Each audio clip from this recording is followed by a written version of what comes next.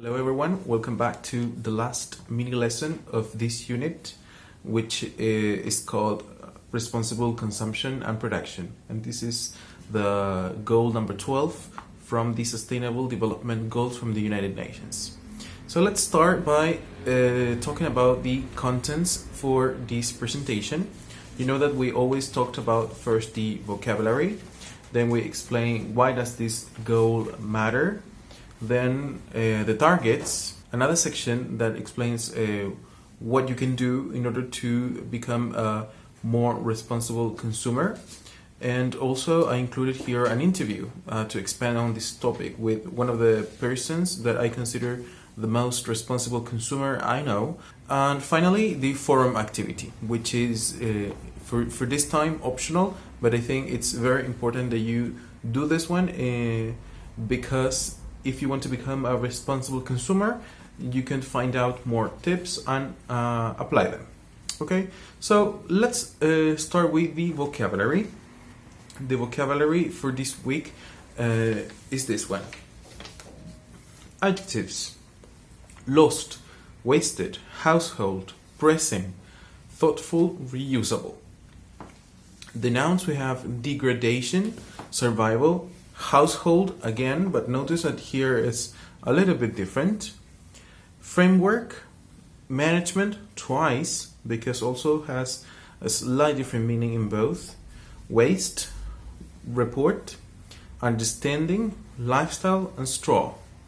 The verbs for this section are ensure, threaten, sustain, have, throw away, compost, carry, and refuse. Let's have a look now at why is this important? Why does this goal matter? Well, the goal here is to ensure sustainable consumption and production patterns. And why do we need this? Because economic and social progress over the last century has been accompanied by environmental degradation that is threatening our future development and survival. So you can imagine that the people that has lived through much more time here in the planet have done a lot of damage to the planet in order to maintain certain economical progress and industrialization and all those sort of things. But at this point of the history, it's important that we stop and analyze this, because the earth cannot longer hold our lives if we continue behaving like this. Here says, if the global population reaches 9.6 billion by 2050, the equivalent of almost 3 planets will be required to sustain current lifestyles. Another important data here is that about 1/3 of the food produced for human consumption each year is lost or wasted.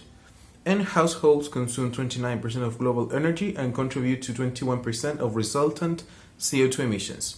Why are these data important? Because if we think of us consumers, maybe in our houses we are actually cooking more and wasting and losing more food than the one that we actually consume or the one that we actually need. And also our energy is much more the one that we actually need. So that's why it's important to know this data, because we can make a difference. Water pollution.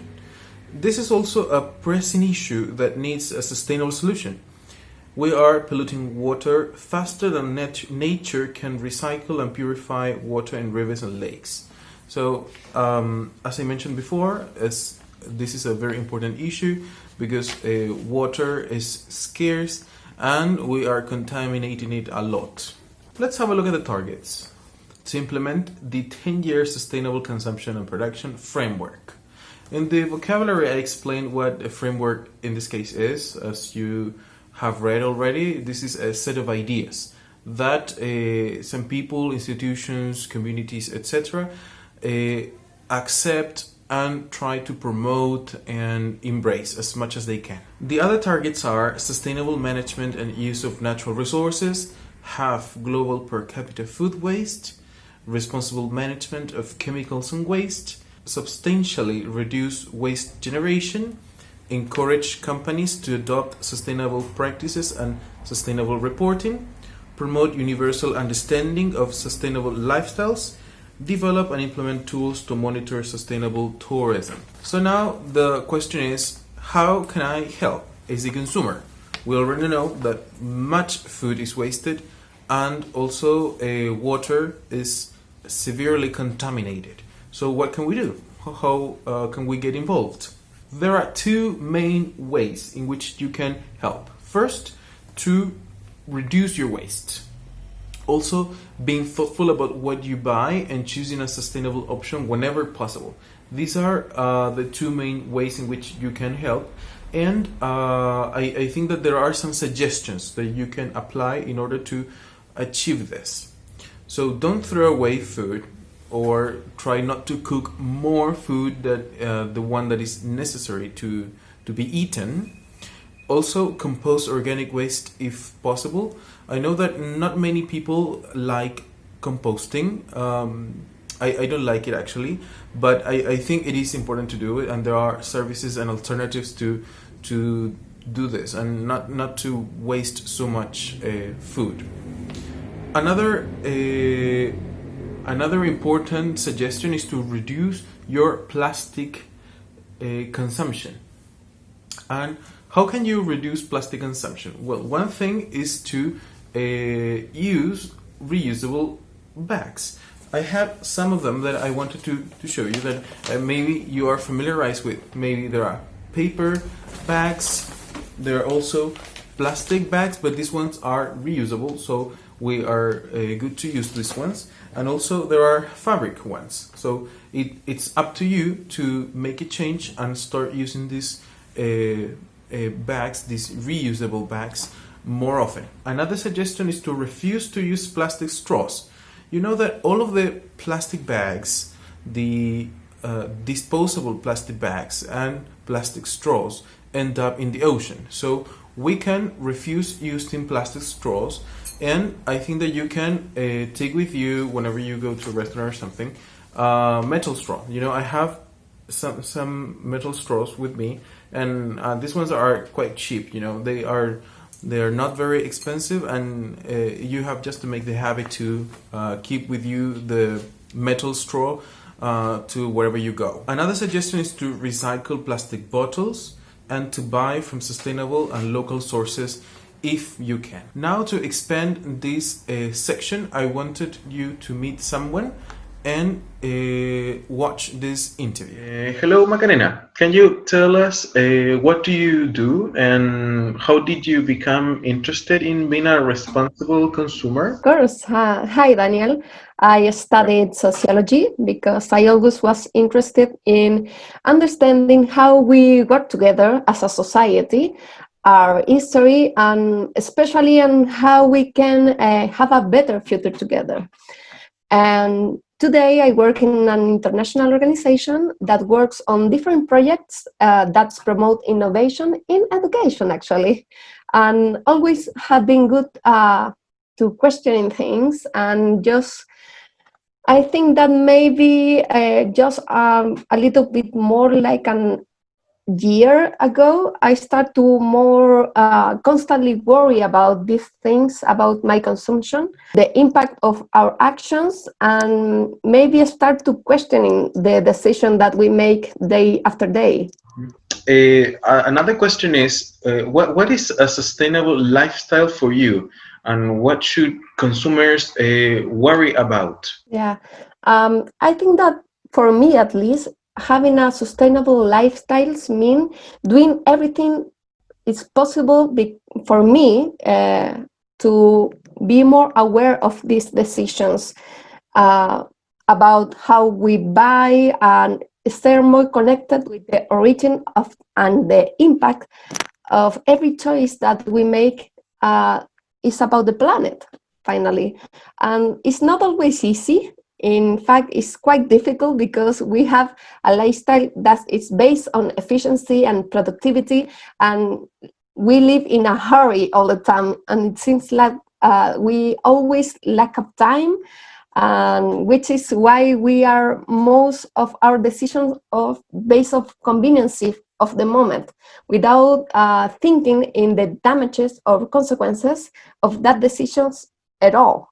So for me, it's trying to be more aware of the small decisions that is going to be a difference, maybe not today or tomorrow, but maybe for our sons and grandsons, is going to completely change the way that they live in the planet. Exactly.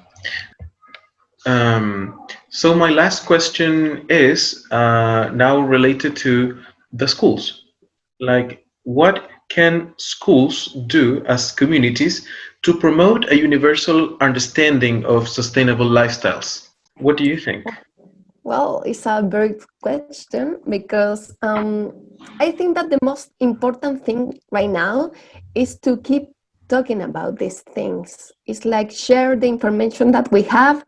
The internet is wonderful, it's a powerful tool, but sometimes I feel like there is a lot going on. It's a lot of information, and sometimes all these climate change issue can be overwhelming, right? And if we look all the information together and explain it each other, and we try to understand together and all about it, and we take action together, everything is going to be easier. But secondly, is to keep continually learning. It's not just a finish line and you know everything that you need to know about to be a good consumer. You have to keep learning and keep trying. So you remember that the 3 R's of recycling? Everybody's studying and learning these things when we are little in school. And it's actually 3 R's, and that time is reduce, reuse, and recycle. And these 3 R's are actually have like 15 years ago. So we have new ones now. Oh, really? Added. Yeah, we added a few ones, and my two favorite actually are reflect and resist. Reflect because living in a sustainable way implies constantly questioning yourself, thinking about this path that we talk about it, where things came from until I reach my hands, and after where going to happen with them, and how long going to stay in the planet after that I use it, and keep reflecting in these kind of things, thinking what else I can do. And secondly, resisting, because every effort, however smaller or bigger are, actually it's difficult in the beginning. Always is difficult in the beginning. So it's not easy to start to go against the current and hold on, because every effort counts. After all, is the future of the only home that all have, the only place that we all share, and only have one Earth. So we have to resist. Every effort counts, and trying to every day do a little bit more. And I think that with that is enough. Exactly. And we have to think that the Earth is not like a planet for someone else, it's for ourselves. So every little action that we take, it's for helping our own home. Earth, it's our home. So this is what we have to acknowledge. We don't have any other Earth to live after we finish this one. We only have this. So guys, we have to resist and keep going and reflect in every little action that we can make a change. Is going to impact not only in this moment and for us in this packaging, for example, it's going to impact in the way that we see the consumption, and the way that our family start thinking in what is going to buy now. It's like every small effort counts. Good. Well, I think I have learned something new. The kids also are learning something new too. So thank you very much for sharing your opinions, your thoughts, and teaching us something new. Thanks for this interview as well. And see you. Let's continue being responsible consumers. Yeah, persist it. Thank you so much. You're welcome. Finally, the forum activity. The forum activity here asks you to choose and investigate one of these Instagram accounts and find 3 tips for being a responsible consumer. Write them down on the forum 3. So, as I said at the beginning, this is an optional activity, but I highly recommend you that you do it because the purpose of this is not just to learn about how to be a responsible consumer, but the idea is that you be a responsible consumer. So, find out some tips, try to apply them, and share them in the forum. So, that's it for this mini lesson, and that's it for the unit. Good luck with the final questionnaire, and see you online. Goodbye.